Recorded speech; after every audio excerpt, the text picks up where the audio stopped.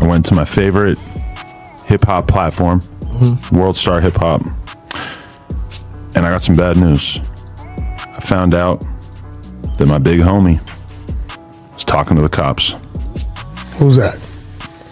Who, me?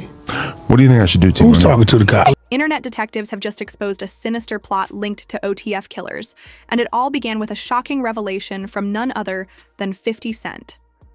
Even with Durk, I was telling him, I was like, yo, this is them, right? It's real shit, right? He's like, yeah. And I said, yo, just watch him. His crew. A recently surfaced interview has revealed that the incident where Durk and his girlfriend nearly lost their lives was actually an inside job.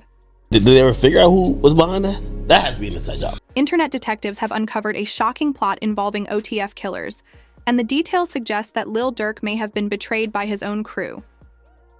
A recently surfaced interview reveals that the near-fatal home invasion involving Durk and his girlfriend India Royale may have been an inside job. Back in 2021, Durk nearly lost his life in a violent incident at his home, and while many assumed it was just a random attack, new evidence suggests otherwise.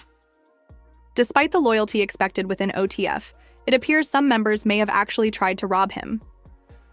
DJ Academics broke the story during one of his Twitch live streams, exposing some alarming details about what really went down. According to Academics, Lil Durk's Atlanta residence was swarming with police, possibly raided as part of an ongoing investigation into a shooting. There was an alleged shooting around where he lived, in a gated community. They called him the victim. Academics revealed. Neighbors also reported seeing a heavy police and FBI presence executing a search warrant. The months leading up to this terrifying event were already filled with tragedy for Durk. On June 4th, 2021, he released Voice of the Heroes, a joint album with Lil Baby. However, his joy was short-lived. Just 3 days later, on June 7th, his older brother D-Thang was shot and killed outside a strip club in south suburban Harvey, Chicago. A month later, on July 10th, 2021, Durk and India were at their home in the upscale Chateau Elan neighborhood of Brazelton, Atlanta, hoping for a peaceful night. The gated community was known for its security, but that didn't stop a group of armed intruders from forcing their way in at around 5 a.m. on July 11th. The break-in was sudden and violent, catching the couple completely off guard. However, rather than being helpless victims, Durk and India fought back, exchanging gunfire with the intruders. According to the Georgia Bureau of Investigation, the suspects managed to flee before police arrived. Durk later addressed the incident in his song, Pissed Me Off, rapping, "You ain't get back for your mans, you in the club like he ain't dead, Nike ski mask for the COVID, the only time you wear it. They ran inside my crib, but the Glock 10 was by the bed. I'll give my gun to India before I put it in your hand." In an interview with DJ Academics, Durk later revealed that the attack forced him to move homes, adding another layer of suspicion to an already chilling story. Was this a setup from someone within OTF? The details are unsettling, and the evidence suggests Durk may not be able to trust those closest to him. Wherever that spot is. You got out of there. No, I don't live there. Durkio also revealed that no one knew the location of his new home, not even his closest friends. Never allowed to my house. It be my best friend never been in my house. For real? Lie. I promise. Your best friend? Promise. Like, it's people like that I just don't allow around my girl and my kids. DJ Academics wasn't the only one who noticed the warning signs. 50 Cent also tried to caution Durkio about his crew. Back in 2022, Lil Durk and 50 Cent linked up to collaborate on the track Power Powder Respect. During their time working together, 50 Cent took on a mentor-like role, offering Durk valuable advice. In a candid moment, 50 warned Durk to be careful about the people around him.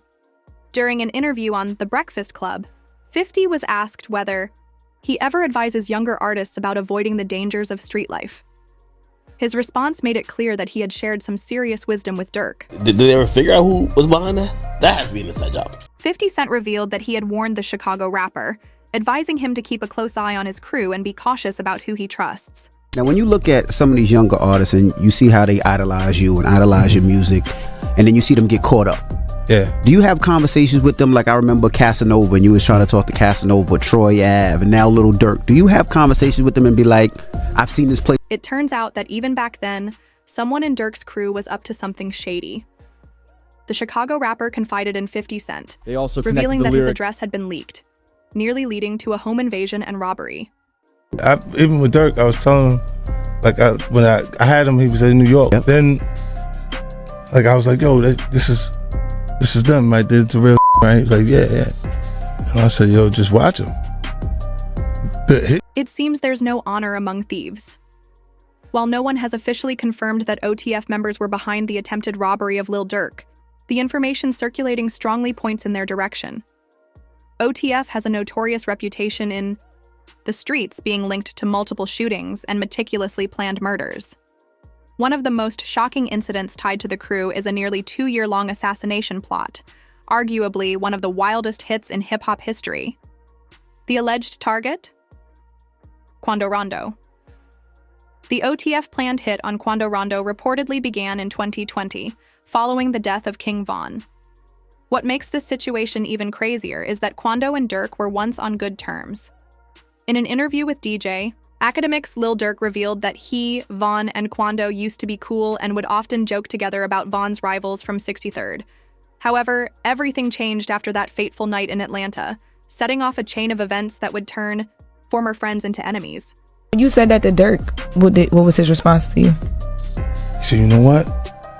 He said, somebody just came in my house. How do they know exactly what the address is? I don't give my address to nobody. Like, this is not, cause something happened. The robbery in Georgia? Yeah. When India had to shoot? He went straight to talking about that. All that love would soon turn into deep hatred on one fateful night outside a club. On August 5th, 2020, Quando Rondo took his homie Latim to the club. Latim had just been released from jail after facing serious charges, including conspiracy, to violate the Georgia Controlled Substance Act, theft by receiving stolen property, and obstruction. Detectives had previously seized over $16,000, And on the Lil 15 Pad. pounds of marijuana, and 2 firearms in connection with his case.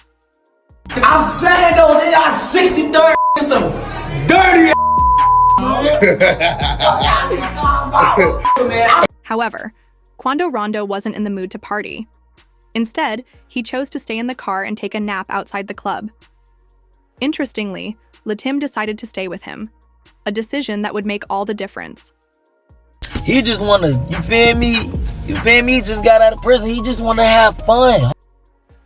He said, like, little bro, tell me. I'm not about to let you go in that club. You're not sitting in the car by yourself to sleep, you feel me? I'm gonna stay here, roll up, and keep you company. Like, little bro, little Tim tell me, little bro, I'm not about to let you go in no club. He be like, no, little bro, I'm not about to let you sit in no car and go to sleep. Right, by yourself. Bro. You feel me? I'm about to sit in and roll up. The situation quickly escalated into deep betrayal and violence. After King Von's tragic death, rumors began to swirl that Lil Durk had placed a bounty on Quando Rondo's head. The rumors were eventually confirmed when OTF member Jam reportedly told police that Durk had used coded language to offer a reward to anyone who participated in the hit on Rondo. Durk's cousin, DeAndre Wilson, also allegedly told OTF members that those who took part in the murder would be rewarded with lucrative music opportunities with OTF, which is both a crew and a music label. The first time Quando Rondo nearly lost his life was in 2021 during an attack in Georgia. The night started out like any other, a regular Saturday evening at a club in Georgia, but things took a violent turn after the show. Rondo and his crew made a quick stop at a convenience store in Blackshear, Georgia, where gunfire suddenly erupted, targeting the rapper and his team. While Rondo wasn't directly injured, one of his associates was shot in the hand. By August 2022, the situation reached a boiling point. Durk's associates allegedly found out that Quando Rondo was staying at a hotel in Los Angeles, prompting a team of OTF members, DeAndre Wilson, Keith Jones, David Lindsay, and ASA Houston, to travel from Chicago to Los Angeles. According to court records, the OTF members were funded by Durk himself. Once in Los Angeles, the group met with Con Grant, an associate who played a key role in organizing the operation, securing accommodations, ski masks, and firearms for the ambush. The group began tracking Rondo and his associate Robinson, following them around the city, waiting for the right moment to strike. The planned attack reached its climax at a gas station near the Beverly Center. ASA Houston positioned the car behind the station, setting the stage for the ambush. As Rondo and Robinson stopped to fuel up, Jones and Lindsay exited their vehicle, armed and ready to execute the plan. A barrage of bullets was fired at Rondo, but he miraculously escaped unharmed. Sadly, Robinson, who was standing outside the car, was killed in the attack. After the failed hit, the suspects regrouped at an In-N-Out Burger, where they allegedly discussed the payment details with Con Grant. They then returned to Chicago. But as it often happens in these situations, there was a breakdown in loyalty among the crew. OTF members began turning on each other, cooperating with authorities, and snitching on the OTF boss. One individual heavily linked to betraying Durk was Brick Baby. Though he wasn't affiliated with OTF or from Chicago, Brick Baby became involved in the case after revealing some shocking details. According to his rival, Whack 100, Brick Baby is the reason for Durk's downfall. Despite their ongoing feud, Brick Baby and Whack have both accused each other of working with the Whack feds. is a cop. In 2022, Brick Baby even went public on a popular platform, claiming Whack 100 knew too much about Quando. Rondo's shooting in Atlanta, leading him to believe Whack was working with federal authorities. Robbed a nigga and did this. Like, how do you know this unless you getting police?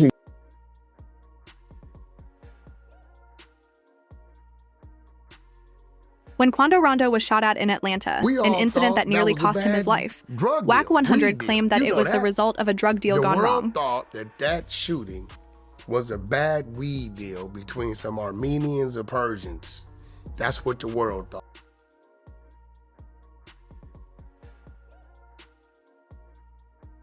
At one point, World Star Hip Hop even released a now-deleted video suggesting that Whack 100 might be a federal informant. Now the tables have turned, and Whack 100 is accusing Brick Baby of snitching on Lil Durk and bringing down OTF. In a podcast with Adam22, Whack revealed that, according to his sources, Brick Baby is working with the feds.